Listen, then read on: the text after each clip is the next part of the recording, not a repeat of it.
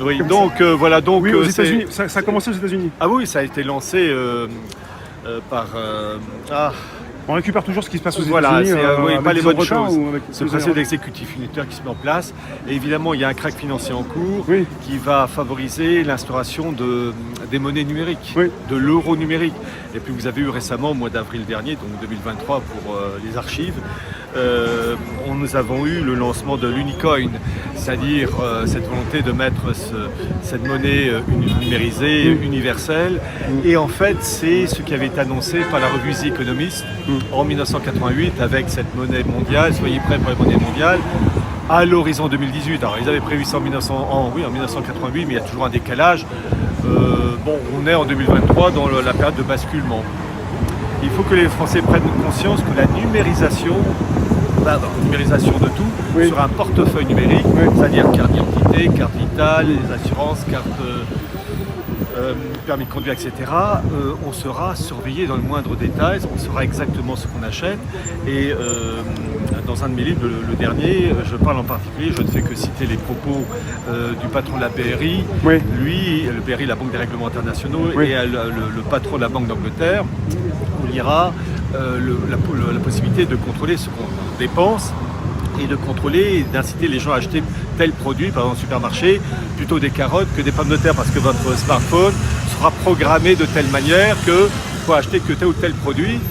Et ça ira même plus loin, si vous faites des économies, par exemple il vous reste 50 € à la fin du mois parce que vous voulez faire des économies, eh bien on vous obligera à dépenser la somme, et si vous ne le faites pas, les 50 € vous seront confisqués. En fait, c'est la méthode chinoise qui se met en place, crédit social, la surveillance accrue, c'est Big Brother puissance 1000. Après, pour ceux qui pourraient douter de vos propos, il y a ce qui se passe aux États-Unis avec FedNow, l'application FedNow qui veut centraliser les paiements. Voilà. Aussi au Nigeria. Voilà. Et puis il y a un truc, j'en profite, puisque je ne serai pas invité par TF1 ou France 2, c'est que... Ils ont peur de vous encore, ils ont toujours peur de vous Big Brother surveille, mais en fait, tout ce que je raconte, c'est quand même sourcé, mais pour compléter vos propos, deuxième quinzaine de juin, je sors un livre sur la Russie intitulé les permanences de la géopolitique et de la mystique russe des Romanov à Vladimir Poutine aux éditions Culture Racine. Et je montre que la Russie de Poutine fait exactement la même chose avec le lancement d'un rouble numérique, et celui qui a demandé le lancement du rouble numérique, c'est Vladimir Poutine en liaison avec les services de renseignement, couplé au smartphone. Et il y a ça, plus la mise en place d'un rouble eurasien dans une union eurasienne supranationale, c'est le terme exact utilisé par Poutine. Le métro de Moscou est à la pointe, à l'échelle planétaire, pour la reconnaissance faciale. Enfin bref, ce qui se passe à l'ouest se passe exactement de la même manière en Russie. Simplement, ce sont des bagarres d'intérêts et de factions oligarchiques. C'est mondial. Vous voulez répondre à ceux qui se penchent sur Poutine pour dire que c'est meilleur là-bas. C'est exactement pareil. Even Vladimir Putin and so on, they all have been young global leaders of the World Economic Forum. Vous n'avez pas encore été étonné par la puissance des Rothschild, et vous l'êtes certainement. Veuillez noter qu'ils sont derrière toutes les guerres depuis Napoléon. C'est le cas depuis qu'ils ont découvert à quel point il est rentable de financer les deux parties d'une guerre. Et depuis lors, ils le font tout le temps. Et puis, Poutine d'enchérir. La propagation de la pandémie ne peut être évitée que par la vaccination. Qu'est-ce que vous voulez que je vous dise? Les documents que j'ai mis, ce sont des pièces officielles. J'ai même fait traduire ça par un institut spécialisé pour avoir les documents d'origine réellement traduits et bien traduits. Et c'est exactement une surveillance numérique de tous les instants, dans tous les domaines. Et même le document que j'ai, qui est officiel pour la reconnaissance faciale à Moscou, il est précisé que les données sont directement disponibles par la police. Oui. Voilà, pour vous dire que Je vous connais parce que vous avez parlé de l'Europe, la construction de l'Europe, et elle se fait détruire par les Américains. Je ne sais pas si vous êtes d'accord avec ce que je dis. L'Europe est le paillasson des États-Unis et de la Russie. Et de la Russie aussi. Voilà, c'est-à-dire que nous on est entre les deux. Il n'y a pas que les États-Unis, il y a aussi la Russie. La Russie. Et que il ne faut jamais oublier que nos dirigeants sont souvent des young global leaders. Président Macron est un young global leader de la promotion donc de Davos, Klaus Schwab, je crois que c'est la promotion en 2016. Il est aussi young leader de la French American Foundation.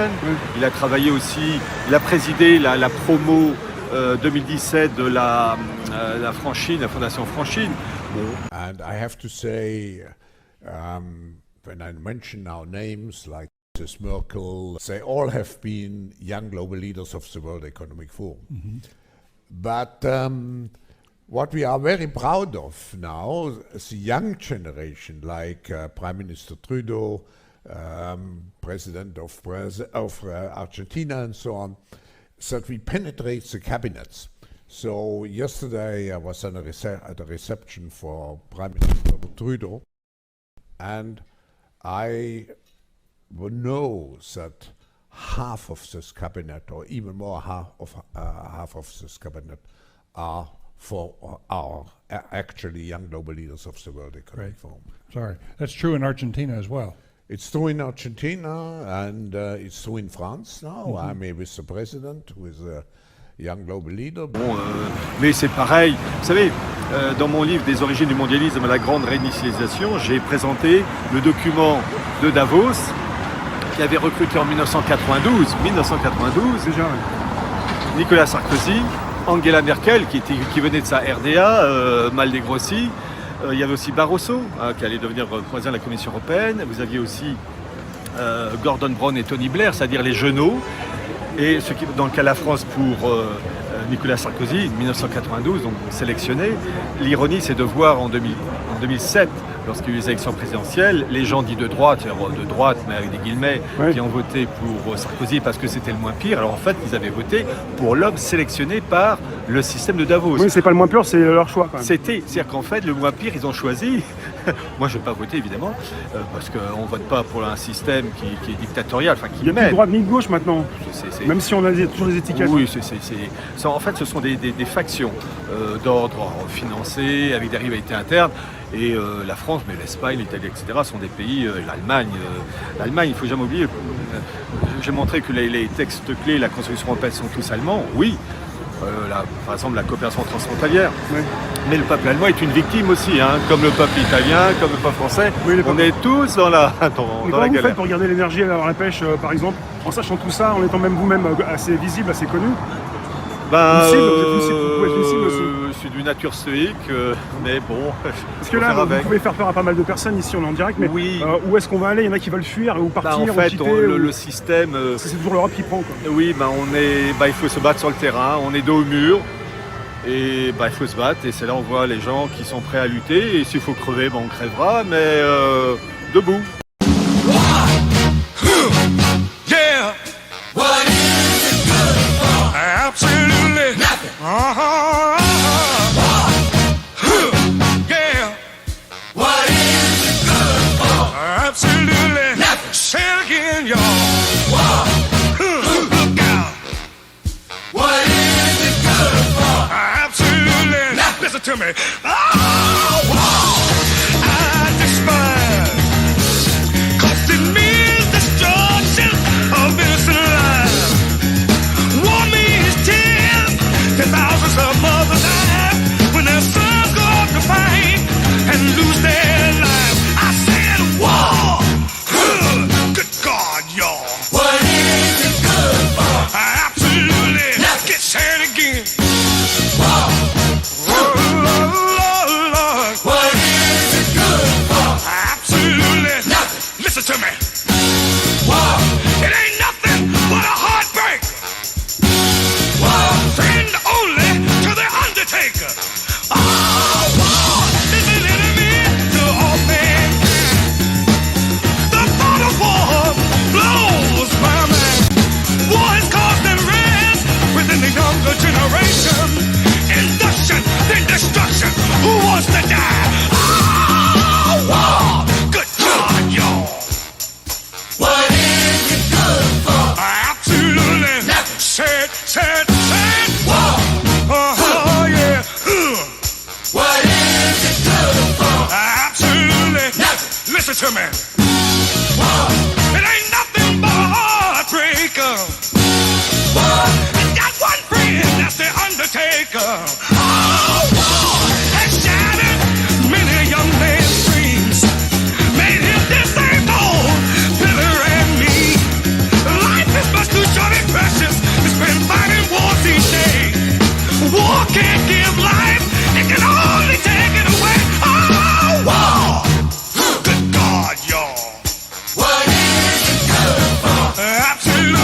rejoindre pour cette 7e partie de vidéo consacrée aux prévisions et prédictions 2019 et pour les années futures. Donc vous l'avez bien compris, pour tous ceux qui me font l'amitié de me suivre depuis le début de cette série de vidéos et même au-delà, même avant, c'est qu'on est en train de dresser une perspective qui va bien au-delà de l'année 2019, puisque l'année 2019 va très vite passer finalement. Et quand on fait de la prévision et de la prédiction, eh ben, très souvent, ça dépasse le cadre d'une année, 2020.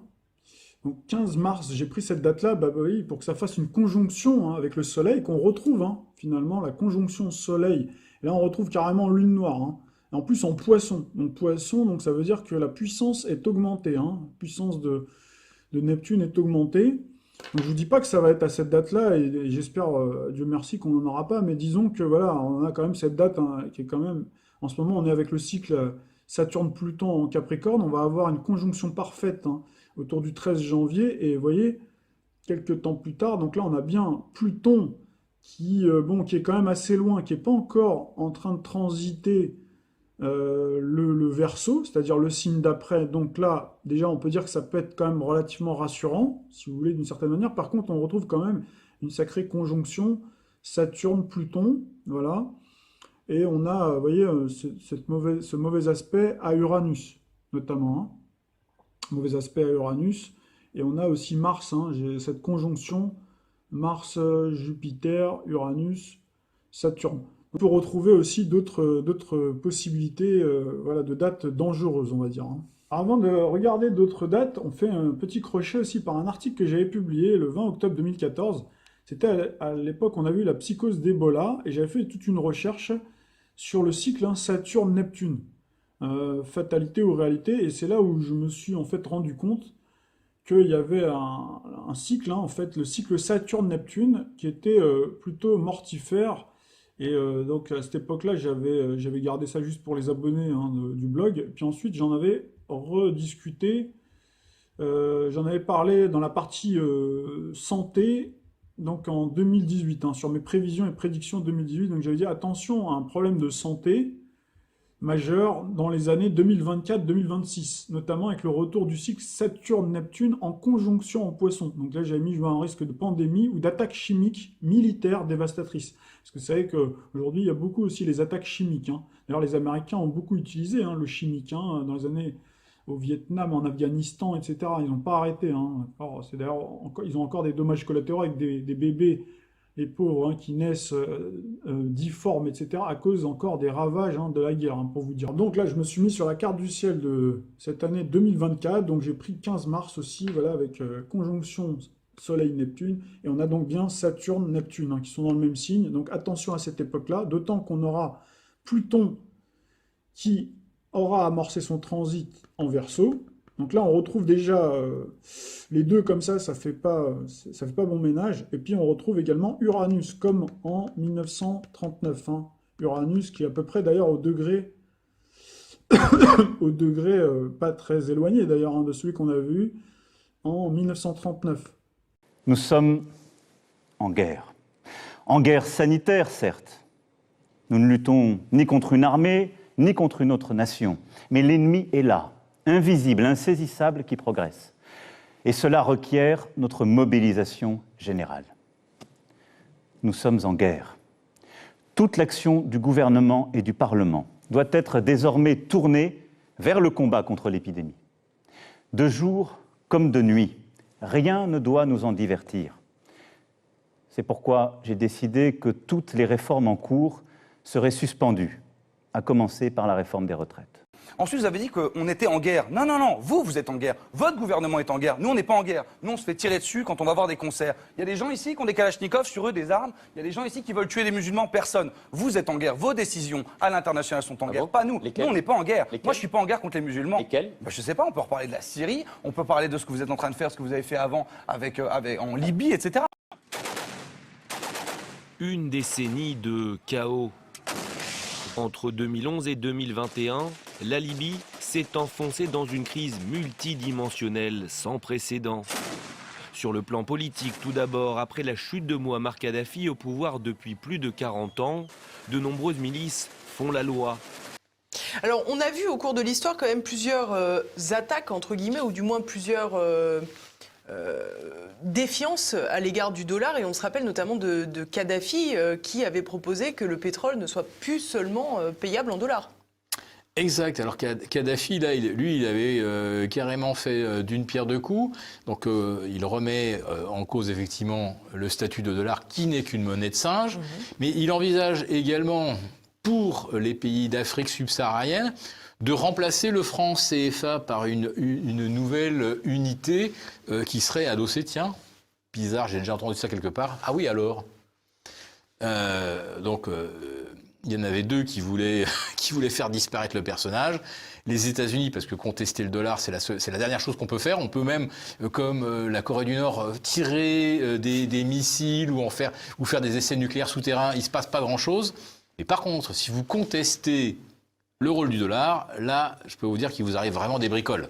Il n'est rien arrivé à Kim Jong-un, rappelez-vous. Trump est allé en Corée, a salué ce smart guy qui continue de faire des gros booms en sous-sol, et il ne s'est rien passé. Par contre, pour ceux qui contestent l'hégémonie du dollar, c'est coup d'État, guerre, déstabilisation. Donc Kadhafi, Saddam Hussein et d'autres. Et là, en plus de ça, Kadhafi, il s'est mis aussi à dos la France pour avoir envisagé une alternative au franc CFA. Bien sûr. Quand même pas oublier que le franc CFA, aujourd'hui, continue d'être administré et le clearing des opérations se fait en France. Avez-vous, oui ou non, reçu de l'argent liquide de Libye pour financer votre campagne de 2007, comme l'a affirmé l'intermédiaire Ziad Takedine, alors pas seulement dans les médias, mais à la justice française hier aussi? Quelle indignité. Nous sommes sur le service public. Vous en avez parlé vous-même hier soir. Honte. Vous n'avez pas honte de donner écho à un homme qui a fait de la prison, qui a été condamné à d'innombrables reprises pour diffamation et qui est un menteur. Ce n'est pas l'idée, voyez-vous, que je me fais du service public. C'est une honte.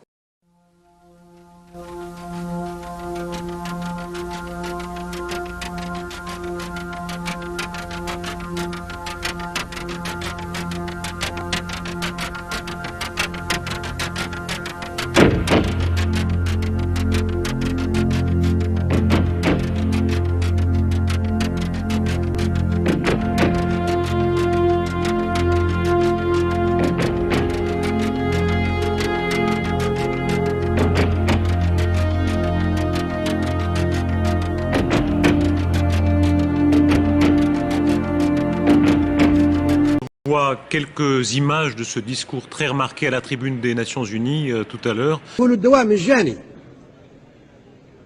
الامصال المجانيه مش حتنتشر الفيروسات لان يخلطوا فيها باش يعملوا امصال وباش تكسب منها الشركات الراسماليه.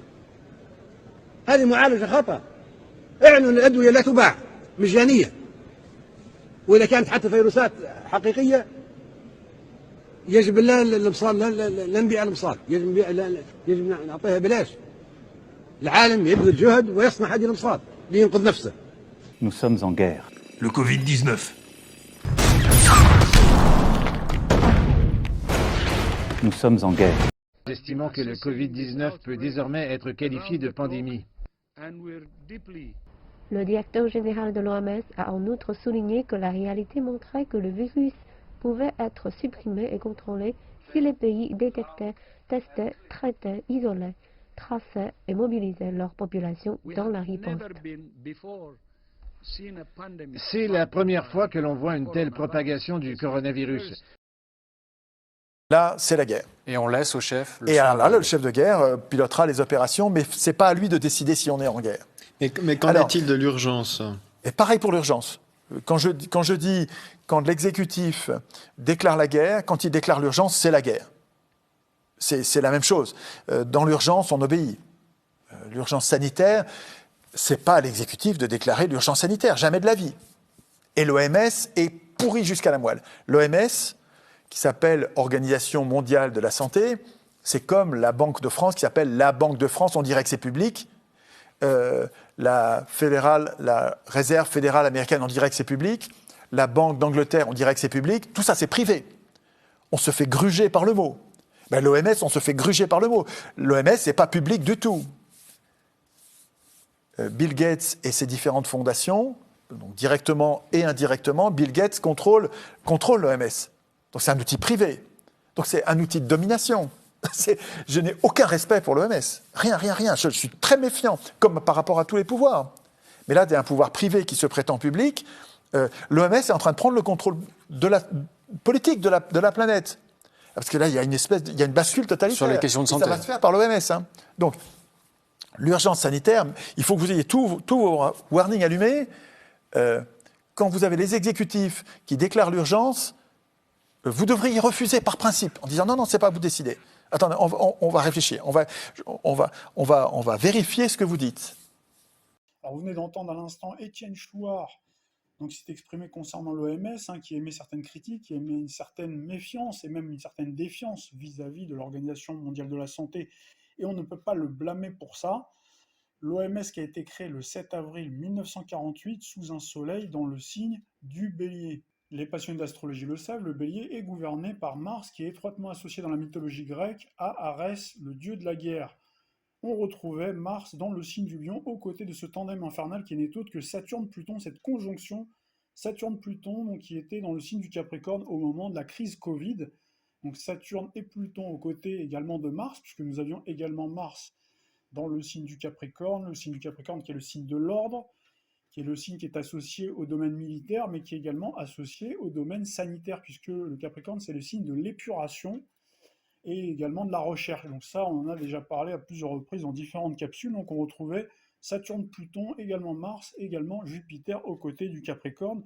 Et nous avions également, bien sûr, ce Soleil et Neptune dans le signe du Poisson, donc au moment où Emmanuel Macron a fait ce fameux discours « Nous sommes en guerre contre un virus ». Donc vous avez compris, bien entendu, qu'il ne s'agissait pas d'un virus, c'est une guerre qui ne dit pas son nom, c'est contre nous, c'est de manière indirecte. Et donc on retrouvait donc cette conjonction Soleil-Neptune que l'on retrouve justement dans le thème partiel de l'OMS avec cette opposition Soleil-Neptune, Neptune qui n'est autre que le maître du Poisson, le Poisson qui est un signe qui est étroitement associé au domaine de la médecine. Vous retrouvez d'ailleurs pas mal de pontes de la médecine qui sont apparus d'ailleurs durant cette crise Covid, qui ont été mis en avant, notamment le professeur Raoult, qui est né en 1952, le 13 mars 1952, et également le professeur Perron, justement, qui est également né sous le signe du Poisson. Et on retrouvait également Tedros Adhanom Ghebreyesus, le fameux directeur de l'OMS, qui est également natif du Poisson. Vous voyez, il n'y a pas de hasard. Et nous retrouvions d'ailleurs dans le thème événementiel Mercure, la planète de la communication. Vous voyez que c'est bien lui qui a annoncé donc, cette fameuse pandémie mondiale, avec toutes les manœuvres qui entourent justement donc, cette annonce-là auparavant, avec le changement de codification notamment, du seuil pandémique, de ce qu'est le Covid, etc. Donc là, il faut se référer à ce qui a déjà été vu dans les précédentes vidéos. En tout cas, on retrouvait bien Mercure et également la Lune, très probablement dans le signe du Poisson, puisque je n'ai pas l'heure, et on retrouvait la Lune donc sur la carte du ciel que vous voyez s'afficher plutôt à la fin du signe du Poisson. Et on retrouvait Neptune dans le signe de la Balance, en opposition au Soleil dans le signe du Bélier. On retrouvait cette signature solaro-neptunienne dans le signe du Poisson, donc ce fameux 16 mars 2020 au moment du discours de Macron, et également du discours de Tedros Adhanom Ghebreyesus, le directeur de l'OMS, le 12 mars 2020, avec cette conjonction, cette fois-ci, Soleil-Neptune, conjonction Soleil-Neptune dont on avait parlé donc au mois de décembre 2018, quand on a fait cette rétrospective avec la guerre mondiale, Première Guerre mondiale et Deuxième Guerre mondiale, pour essayer d'anticiper sur une éventuelle Troisième Guerre mondiale. Et à chaque fois, on avait vu cette conjonction Soleil-Neptune, donc qui incarne aussi la mobilisation des troupes, puisque vous avez Neptune qui symbolise la multitude, qui symbolise le peuple. C'est bien le discours qui nous a été tenu, puisque à travers donc, ce mobile sanitaire, incarné, représenté dans le zodiaque par Neptune, donc on avait en fait d'autres mobiles, c'est-à-dire que vous avez Neptune qui est aussi appelée la grande nébuleuse, qui est aussi la planète de l'enfumage, donc qui était là pour brouiller les esprits, pour brouiller les pistes, et c'est exactement ce qui s'est passé aussi pour l'OMS, puisqu'ils ont pu avancer à pas masquer, puisqu'on retrouve cette opposition Soleil-Neptune qui dans certains cas peut signifier donc on est en fait dans le mensonge, c'est-à-dire qu'on avance à pas masquer et qu'on cache les mobiles sous un halo de fumée, sous un halo de vapeur d'eau, ou ici en tout cas c'est pas de la vapeur d'eau, puisque Neptune c'est le maître des océans, c'est alias Poséidon, mais ici ce serait plutôt donc le caractère sanitaire, mais on peut aussi retrouver le caractère climatique, puisque si on prend le thème de Jean Jouzel, il est également du signe du Poisson. Donc Jean Jouzel, donc, qui est adoubé par le GIEC, le GIEC qui est l'émanation de l'ONU. L'ONU dont on retrouve d'ailleurs les coordonnées astrales dans la base de données Astrothème, puisque l'ONU a été fondée le 24 octobre 1945 et on s'aperçoit que ça a été fondé apparemment à 16h50, donc c'est-à-dire qu'on retrouve le Scorpion gouverné par Pluton qui est l'octave supérieure de Mars et on retrouvait un ascendant Bélier. Bélier bien sûr gouverné par Mars. Si vous jetez maintenant à la date de fondation de l'Organisation du Traité de l'Atlantique Nord, plus connue sous le nom de l'OTAN, vous apercevez que ça a été fondé le 4 avril 1949 à Washington, aux États-Unis. 4 avril 1949, une fois encore, on retrouve le signe du Bélier. Et si maintenant votre regard se porte du côté de l'Union européenne, vous retrouverez au début de la construction européenne les traités de Rome ratifiés le 25 mars 1957 sous un soleil, une nouvelle fois dans le signe du Bélier. Vous aviez l'Allemagne, la Belgique, la France, l'Italie, le Luxembourg et les Pays-Bas donc, qui ont ratifié ce traité. Pour résumer, nous retrouvons bien parmi ces institutions globalistes 4 embryons du gouvernement mondial qui sont chacun marqués de leur côté par le signe du Bélier, nous venons de le voir, avec l'ONU d'un côté, l'OMS qui est l'interface santé et sanitaire, vous avez l'OTAN qui est l'interface militaire, et le traité de Rome avec l'Union européenne qui est l'interface civile, politique, économique et sociale qui intégrait également la communauté européenne de l'énergie atomique au moment de la signature, la ratification du traité de Rome avec l'Euratom. Vous avez vu que notre actualité était émaillée par cette crise énergétique. Vous avez l'Union européenne qui est partie prenante de cette crise, qui est responsable de cette crise, avec notamment cette politique de libéralisation des prix et de cette mise en concurrence des différents opérateurs, avec notamment EDF. Pour clôturer cet intermède astrologique, et c'est là où je voulais en venir, c'est que nous allons avoir à partir du 25 mai 2025 les débuts du transit de Saturne dans le signe du Bélier, qui est associé à ces 4 embryons du gouvernement mondial, et notamment l'OMS, puisqu'on parle beaucoup de cette prise de contrôle de l'OMS. Or, Saturne symbolise bien effectivement le contrôle. C'est le maître du Capricorne, un signe qui aime bien contrôler, maîtriser. C'est également le deuxième maître du Verseau, où nous allons avoir Pluton qui va transiter durant les 20 prochaines années, à partir du 19 novembre 2024 jusqu'en 2044, donc le signe du Verseau, et qui va être en harmonie avec le signe du Bélier. Or, Pluton symbolise les secrets, et en étant en harmonie, il va plutôt symboliser les révélations, c'est-à-dire que désormais, l'OMS va avancer non plus à visage masqué, mais plutôt à visage découvert. Puisque le Bélier, c'est le signe franc du collier. Or, nous avions Neptune qui brouillait un petit peu les pistes, et là, cette fois-ci, vous avez les projets mondialistes qui se montrent au grand jour.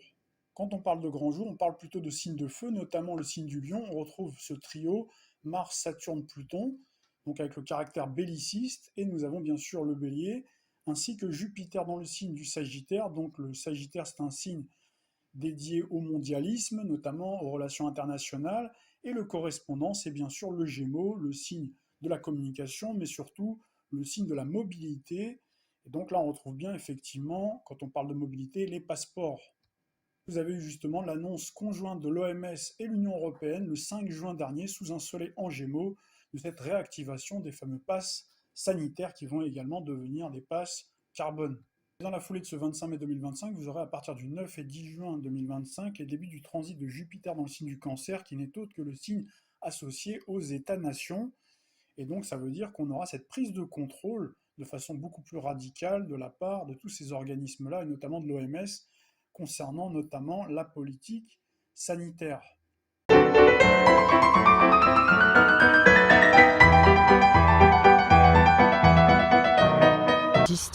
En fait, moi j'ai été élevée à la campagne, donc je regarde souvent le ciel, contrairement à beaucoup de gens maintenant qui regardent leur iPhone et leur tablette et le match de foot à la télé. Moi j'ai été élevée à regarder les étoiles, ce qui se passait là-haut, quoi.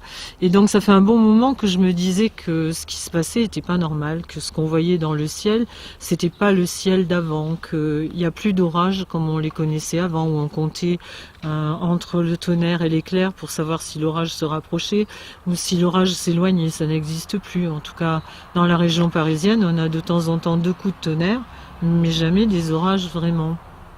Et donc je me posais beaucoup de questions, et je suis tombée un jour dans mes recherches sur un Monsanto qui avait breveté des plantes qui résistaient à l'aluminium. Donc je me suis dit que si pourquoi l'aluminium? Enfin, il n'y a pas de raison de breveter des plantes résistantes à l'aluminium, sauf si on sait qu'on est en train d'en épandre.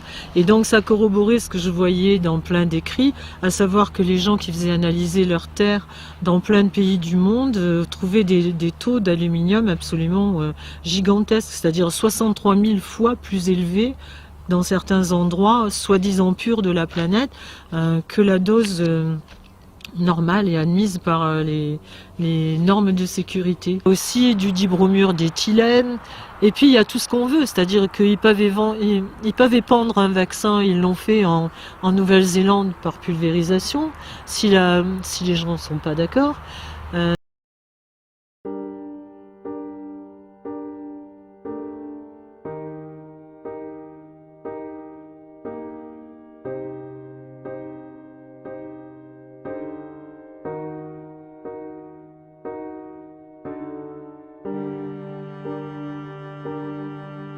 Jada, vous estimez que les médias entretiennent un climat de panique?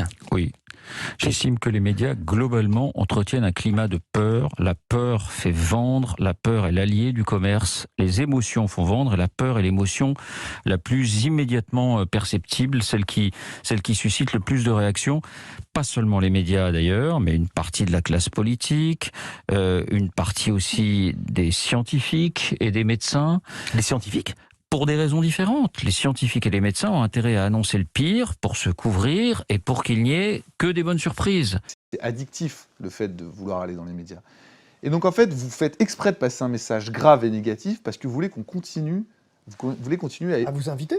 À vous inviter et aussi avoir de l'influence. Vous sentez que vous avez de l'influence, vous sentez que vous avez du poids.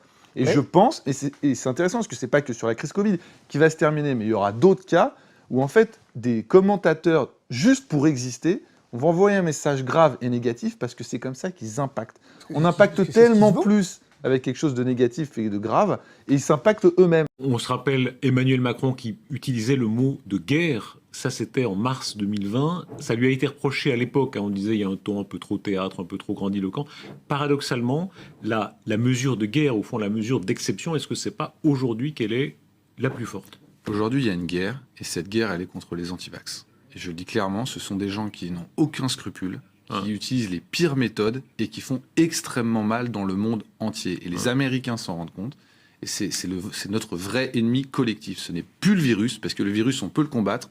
C'est l'influence des antivax. Et Emmanuel Macron a eu raison d'être ferme, parce qu'il ne faut pas être mou face à ces gens. Ces gens sont aussi dangereux que d'autres groupuscules qu'on a l'habitude de montrer du doigt. Il ne faut pas les prendre à la légère. Ce sont des gens qui sèment le doute dans la tête des gens et qui les conduisent à faire des mauvais choix et qui en plus disent des contre-vérités et n'hésitent pas à utiliser tous les arguments possibles pour faire adhérer les gens à ces thèses. Et c'est extrêmement difficile d'extraire ces thèses de la tête des gens une fois qu'ils ont été infectés par ces thèses anti-vax. Il y a une folie idéologique aux extrêmes. Il y a le souhait de certaines personnes, grâce aux réseaux sociaux qui existent aujourd'hui, de contaminer les cerveaux des gens avec des fausses idées. Et ce qui se passe pour la Covid, ça pourra se passer avec le réchauffement climatique et ça pourra se passer sur plein des défis qui vont se présenter à nous. Donc dès aujourd'hui, il faut qu'on prenne l'habitude d'être extrêmement ferme face à ces idées-là. Vous avez plus de 12 ans, allez vous faire vacciner. Faites-vous vacciner parce que le vaccin n'est pas dangereux, je vous le dis. Après la première dose, j'ai eu des convulsions dans les bras et les jambes. Mon gros souci, c'est que mes mains ne font pas ce que je voudrais qu'elles fassent. C'est la deuxième dose qui m'a vraiment fichu un coup. Le vaccin n'est pas dangereux. Et des médecins sont en train d'expliquer, médecins belges, que la vaccination est sans effet.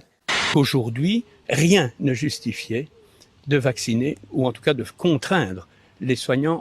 À partir du 15 septembre, si vous êtes soignant et que vous n'êtes pas vacciné, vous ne pourrez plus travailler et vous ne serez plus payé. Pas d'assurance chômage pour les non-vaccinés. Non.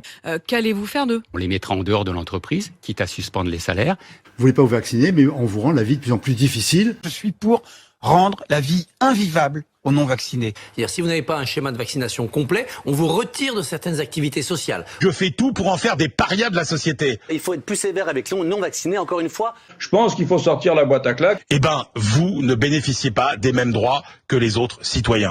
Vous n'êtes qu'un sale gang d'assassins de bas étage, des putains d'enfoirés. J'aurais été fier que ce soit des laboratoires français qui puissent les premiers trouver le virus. C'est d'autres laboratoires. Le vaccin. Il faut qu'il soit obligatoire. Oui. Oui. Oui. On vaccine obligatoirement les Français, même les 40 ou 50% de réticents aujourd'hui, on leur dit vous n'avez pas le choix. Non, c'est obligatoire. Non, là, je crois qu'il faut être... Pas cette réponse, ouais. Il y a un problème de sécurité qu'il faut évaluer de façon extrêmement précise et sérieuse avant de mettre un vaccin sur le marché. Ça, c'est un point essentiel et ça demande du temps. Ah non, le pass, une idée géniale. Affiner ce fameux aller vert en demandant à ceux qui ont les noms des non-vaccinés, les organismes, les administrations qui savent qui devrait être vacciné et qui ne l'est pas, de donner ces fichiers à des brigades, à des agents, à des équipes qui vont les frapper à la porte et dire mais vous n'êtes toujours pas vacciné, c'est un problème pour vous et pour les autres.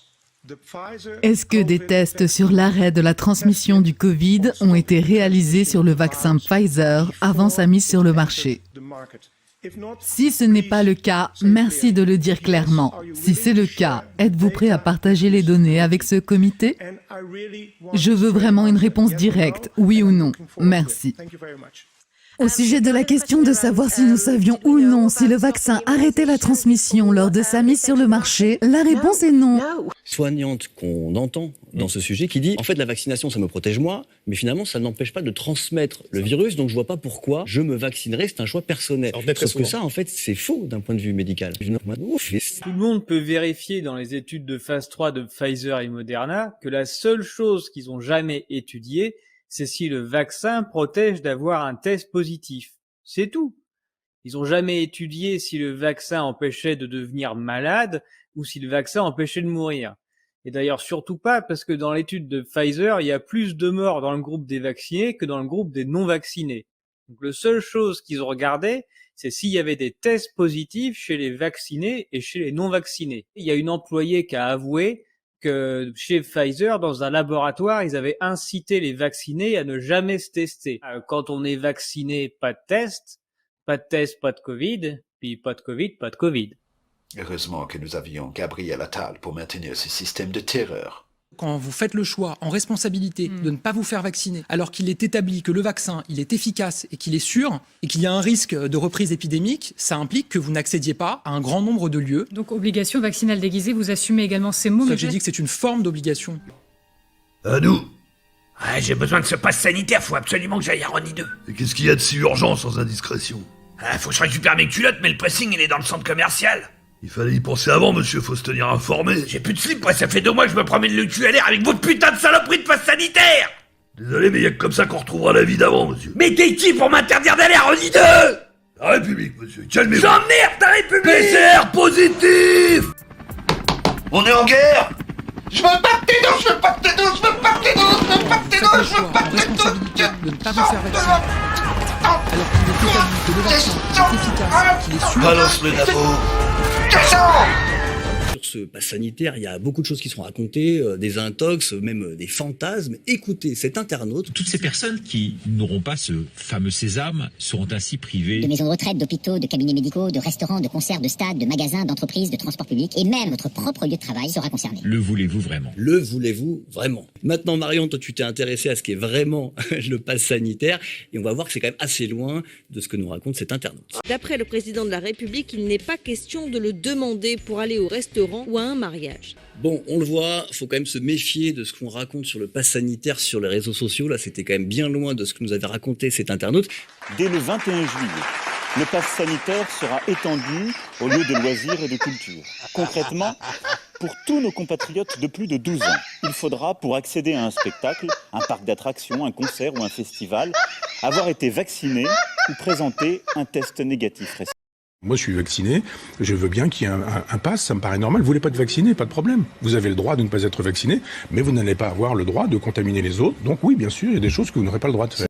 L'idée d'avoir un passeport sanitaire, je trouve étonnant qu'un certain nombre de gens, ceux qui sont souvent très répressifs et contre la racaille, etc., se comportent comme des racailles en disant pas de masque, je change la Philippot, ou des gens comme ça, qui ont activé d'ailleurs une campagne contre moi sur le net quand j'ai fait savoir effectivement que j'étais pour le pass sanitaire, en disant mais vous avez bien sûr le droit de contaminer les gens, il n'y a aucun problème, vous pouvez aussi quand vous avez le sida avoir des rapports sexuels avec des gens non protégés, c'est un droit, allez-y, et estimer que effectivement vous avez une jeune fille qui vous plaît, vous avez le droit de la violer, mais cette façon de concevoir que le droit de nuire est un droit me sidère. Donc je dis, vous avez le droit de ne pas vous faire vacciner, c'est entendu. Dans une autre époque, ne pas se faire vacciner, on serait passé pour un fou. Vous avez le droit de ne pas vous faire vacciner. Mais la société a le droit de dire, mais puisque vous ne voulez pas protéger les autres, la société va se protéger de vous. Moyennant quoi, dans des endroits où vous risquez de contaminer des gens, vous n'aurez pas la possibilité d'entrer. Alors libre à vous de vous comporter de manière dangereuse, mais acceptez que la société se préserve aussi et préserve les gens. Vous avez besoin de bonnes nouvelles, de trucs positifs, hein. Du coup, je vais vous parler de mon test PCR. Bon, je fais 1h30 d'attente, j'arrive devant le laboratoire et ils me disent on ferme. Je suis pas content, on me dit on va prendre ton numéro, demain tu passes en priorité. Je rentre chez moi, le lendemain je reçois un SMS, vous êtes positif au Covid-19. Les gens abusent avec le test, c'est vrai, il y en a, ils le passent tous les jours jusqu'à ce qu'il l'ait, on dirait que c'est un objectif. Alors il y en a, ils sont malades aussi, ils le passent aussi tous les jours ils sont positifs. On dit oui, il y a de plus en plus de cas positifs en France. Non, c'est Julien qui a une bonne mutuelle. Il y a de plus en plus de cas positifs. On abuse, c'est vrai. Et bientôt, je crois qu'en France, il y aura plus de cas positifs que de Français. Hein. Ah, c'est ouf, les gens sont en panique. J'ai regardé, tu sais que l'âge moyen des gens qui meurent du Covid, c'est 84 ans. Et l'espérance de vie en France, c'est 82 ans. On gagne 2 ans là, on est d'accord. Hein. Tu sais qu'on critique la politique française. Il y a pire ailleurs, hein, j'ai vu en Afghanistan. Il y a pire. Je te jure que c'est vrai, ils ont fait une pause dans la guerre à cause du coronavirus. Pour des raisons de santé publique. Mais ils se sont dit quoi? Ils se sont dit, nous on veut faire la guerre en sécurité, on veut tuer des gens en pleine santé, nous. Hein. Et là ils ont repris la guerre, peut-être ils ont mis des mesures d'hygiène, ils se sont dit les gars, faut désinfecter les grenades. Grand guerrier, à ton avis on devrait attaquer laquelle en premier? Ouais, je commencerai par celle de droite, la Glen Morangy. C'est un single malt non tourbé qui a été passé en fût de Porto. 12 ans d'âge. Son nez est fruité et aromatique, on retrouve des notes d'orange. Mais comment des gratte-ciel peuvent avoir des notes d'orange, espèce de hariole? Moi j'y crois en lui, on commencera par celle des droites. Voici comment, il y a 20 ans, le plus gros mensonge de l'histoire allait tuer des centaines de milliers d'innocents et changer le monde à tout jamais. Ça commence avec cette image historique. C'est le 5 février 2003 et on voit Colin Powell, alors secrétaire d'État américain, expliquer devant le Conseil de sécurité de l'ONU que l'Irak détient des armes de destruction massive, une fiole d'anthrax à la main, pour convaincre la communauté internationale d'attaquer l'Irak.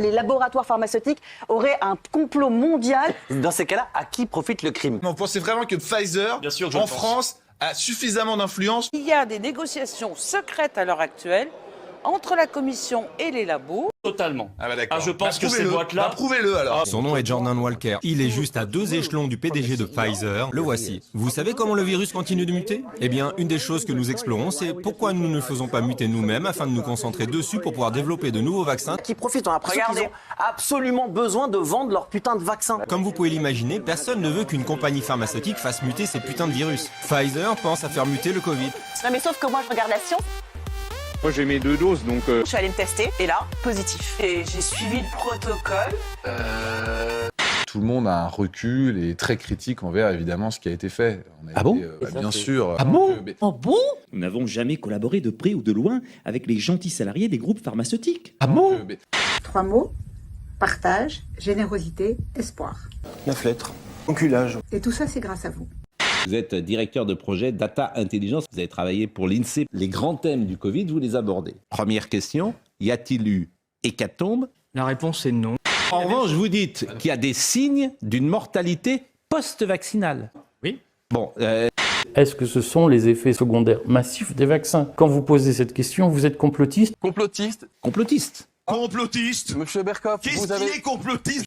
Alors les théories du complot sur le coronavirus, il y en a une première. On peut régulièrement entendre que le virus aurait été créé dans le but de créer une 3e guerre mondiale. C'est une 3e guerre mondiale? Complotiste. Nous allons livrer une guerre économique et financière totale à la Russie. Et ces sanctions, elles nous sanctionnent nous-mêmes.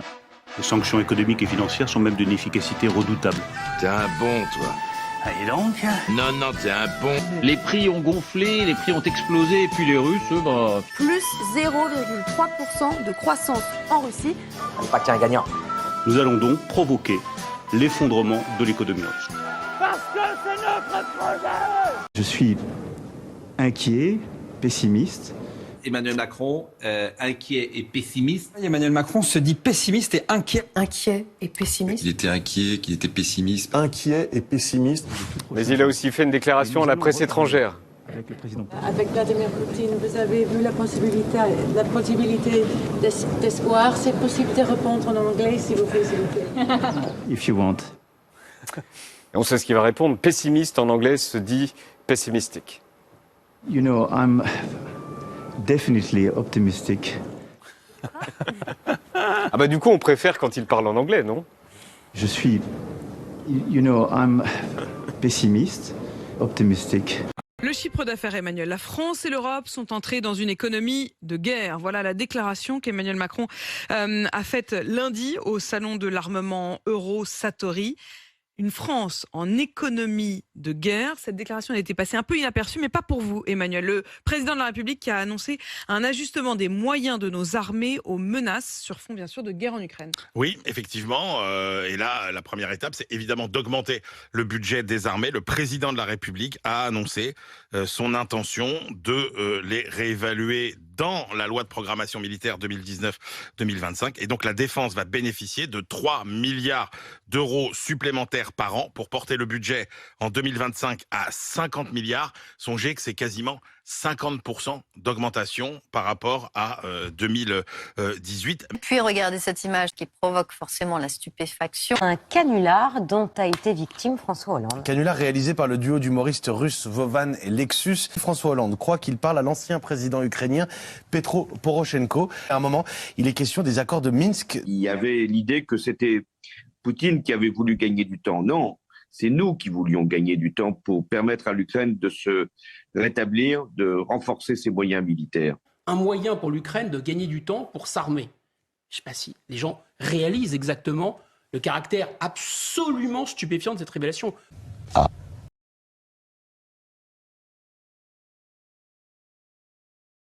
Général Trinquant, est-ce que vous êtes d'accord avec ce que vient de dire le président Zelensky? Oui, alors la première chose, c'est qu'il faut bien différencier le biologique du chimique. Là, depuis plusieurs jours, sur les réseaux russes, on parle effectivement de ces armes biologiques qui auraient été mises en place par les Américains et que les Américains auraient demandé de détruire. En fait, vous avez raison, c'est des armes biologiques anciennes et il y avait un processus pour les éliminer. L'arme biologique, c'est la Covid, hein. C'est ça. Donc, c'est les virus. Voilà, c'est les virus. On parle de ça.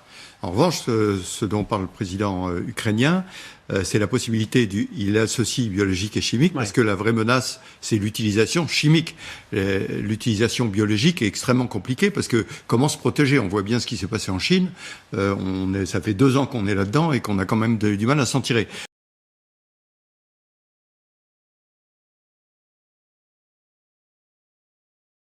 C'est toujours le même mécanisme. Et puis la pénurie d'électricité, la peur de l'eau, la peur. Tout ça, c'est complètement dément. Mais complètement dément.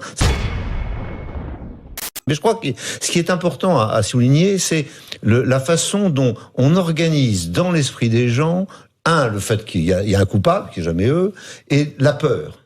Alors, on a la peur de la planète qui s'effondre parce que les industriels sont les mauvais. Très bien, on a la peur.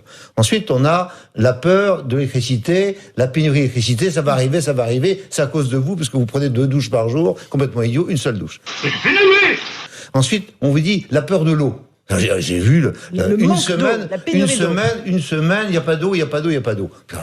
Qu'est-ce que c'est cette histoire? Tout ça, c'est complètement dément. Mais complètement dément. On va tous mourir!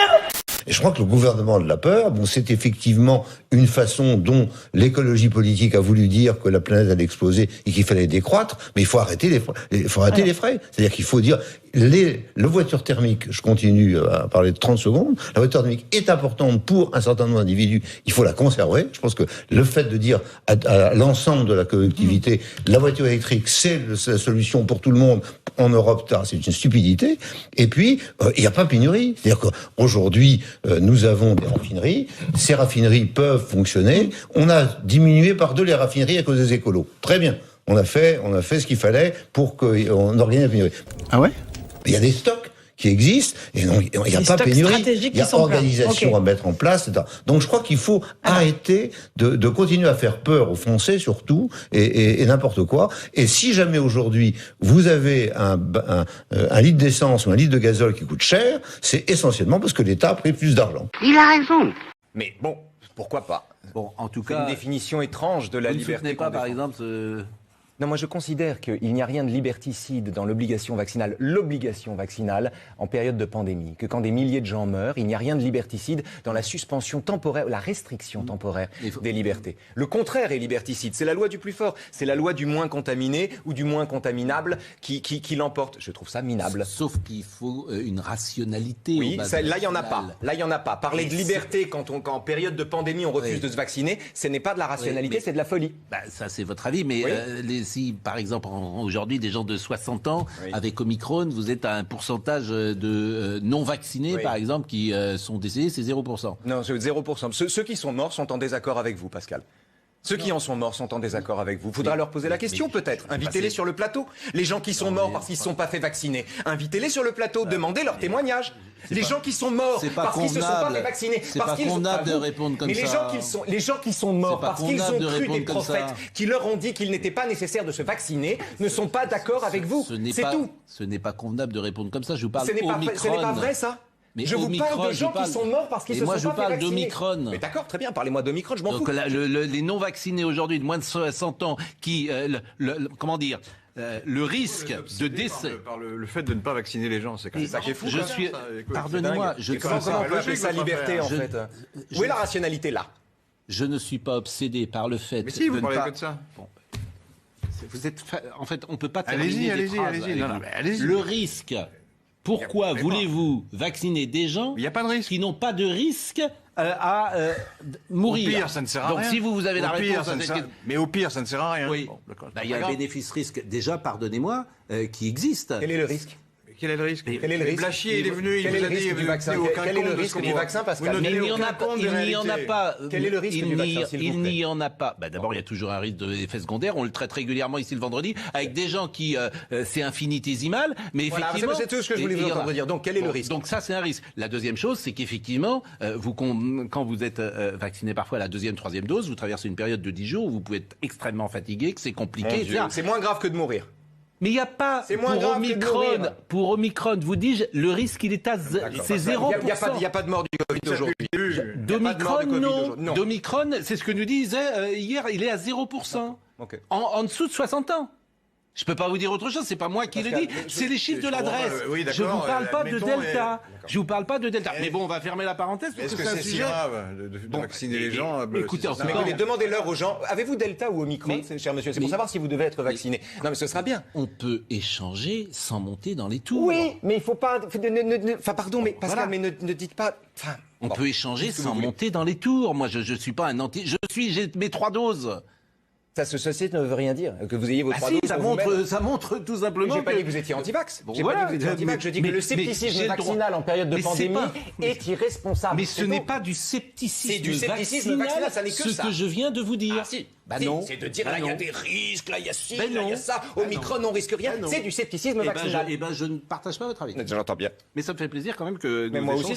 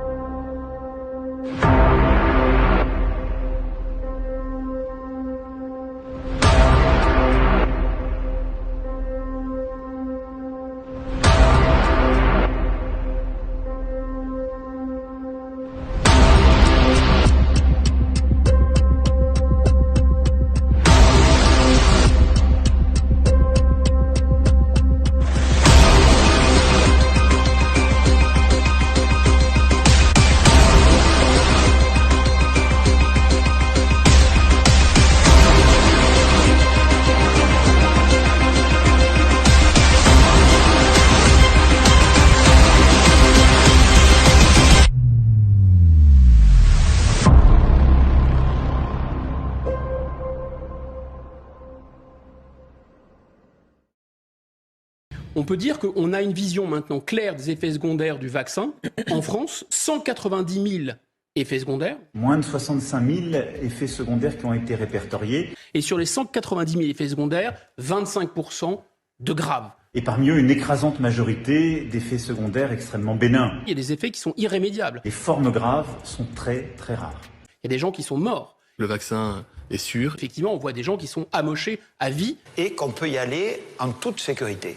Le quotidien américain, le New York Times, poursuit en justice la Commission européenne pour faire la lumière sur les relations entre Ursula von der Leyen et le laboratoire Pfizer. Le New York Times a saisi la justice pour obliger la Commission à dévoiler ses échanges. Il y a eu des SMS échangés pour le 3e contrat de Pfizer, le plus important. Pour 1,8 milliard de vaccins.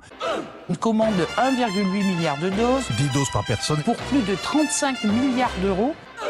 Papa loves mambo. Mama loves mambo. Assiste-t-on à une surmortalité mondiale? Alors, en ce qui concerne la France, l'INSEE vient de donner les chiffres et ils sont étonnants. Il y a eu 675 000 décès en 2022 et l'INSEE s'interroge parce que c'est plus qu'en 2020 et 2021 qui étaient des années Covid. L'INSEE admet dorénavant que les jeunes meurent trop. Un peu trop en 2021 et beaucoup trop en 2022. Donc l'INSEE se demande si effectivement c'est pas la canicule de l'été dernier. Mais bien sûr. Il y a eu un vrai problème de décès illégal. C'est le problème de la vaccination généralisée. Pourquoi? Parce que pour pouvoir faire quelque chose qui est encore en phase 3, ce qui était le cas du vaccin, on est obligé de vous demander votre consentement éclairé. C'est-à-dire on est obligé de vous dire, écoutez, voilà, ce vaccin est en phase 3, est-ce que vous êtes d'accord pour qu'on vous le fasse? D'accord? Mais le consentement éclairé, si vous regardez, pareil, la déclaration d'Helsinki, ça veut dire qu'on vous menace, on vous demande pas un consentement éclairé avec un revolver sur la tempe. Faites-vous vacciner. On a envoyé des hélicoptères de la gendarmerie pour vérifier que les gens n'allaient pas sur les sentiers dans les forêts. Et vous avez accepté. Moi, je suis contre cette société-là. Je ne veux pas de cette société-là. C'est pour ça que j'ai proposé que les non-vaccinés payent eux-mêmes leurs frais d'hospitalisation.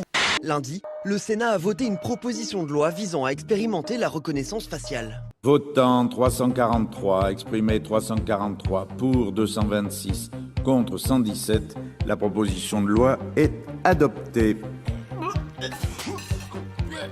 Ce qui hier relevait de la dystopie se concrétise pas à pas sous nos yeux. Ce qu'on voit aujourd'hui, c'est la tentative physique, visible pour tout le monde, de mettre en pratique ce qui a été énoncé depuis des siècles et des siècles. Nous refusons le projet de société que vous défendez avec ce texte. Une société du fichage, du flicage, de l'abolition du privé. On a mis le doigt dans un engrenage. En Chine, ils ont fait la leçon aux gens avec des drones. Ça existait ou pas? On a enfermé les gens chez eux ou pas? Oui, mais alors... Bon, et ben tu l'aurais accepté aussi. Il y avait des drones, donc il y a eu un hélicoptère. Tout. Les déplacements hors domicile. Il y avait des drones. Ça diffuse un message aux gens qui ne respecteraient pas les consignes. Donc tu acceptes toutes les conneries au nom de la sécurité. C'est ça le problème. Il fallait se faire une attestation pour aller acheter une baguette de pain. Et toi t'as accepté sans bélo. T'étais un veau. Voter pour un rôti de faux. Et je dirais même une transparence totale. excuse de dire ça, Djokovic, voilà modèle. Ah, du courage. Courage, on l'empêche de jouer. Il revient, il gagne et il fait plus que n'importe qui. Ça, c'est du courage. Je le dis à celles et ceux qui nous regardent et qui ne seraient pas vaccinés, il y a vraiment peu de chances que vous puissiez passer cette fois-ci entre les gouttes. Bah oui. Celui qui ne se fait pas vacciner, à mon avis, c'est un beau crétin. On sait qui va mourir, là. On le sait, c'est ceux qui ne seront pas vaccinés. Parce que je pense qu'il faut pourrir la vie des non-vaccinés. Non, parce que